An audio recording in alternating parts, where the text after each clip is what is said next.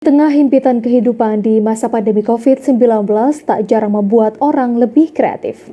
Ini dibuktikan oleh Gulam Ahmad yang membuat daging ikan lele menjadi kerupuk. Berikut informasinya.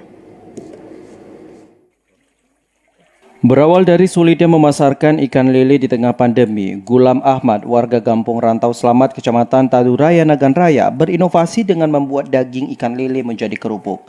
Menurutnya, dia kebingungan menjual ikan lele yang telah dipanen karena permintaan pasar yang sangat sepi akibat pandemi COVID-19. Akhirnya Gulam Ahmad mencoba membuat kerupuk dengan bahan ikan lele.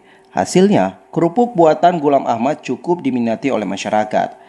Terbukti hanya dalam beberapa bulan, kerupuk buatannya mulai dilirik konsumen. Kini Gulam hanya memasarkan kerupuk lele di sekitar Kecamatan Taduraya. Untuk harga, kerupuk lele ini cukup terjangkau, hanya Rp1.000 per kemasan kecil dan Rp5.000 per kemasan ukuran sedang.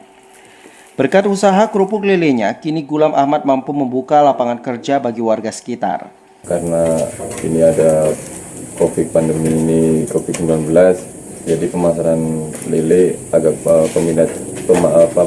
konsumennya berkurang. Jadi ada keluar gagasan lah dari kami kelompok, intinya membuat makanan yang berasal dari lele tadi, yaitu kerupuk lele crispy. Untuk meningkatkan usaha kerupuk lele, Gulam mengaku kesulitan modal dan butuh bantuan dari pemerintah, baik dari sektor permodalan maupun latihan bagi tenaga kerja. Dari Nagan Raya, Aziz Saputra, TVRI melaporkan.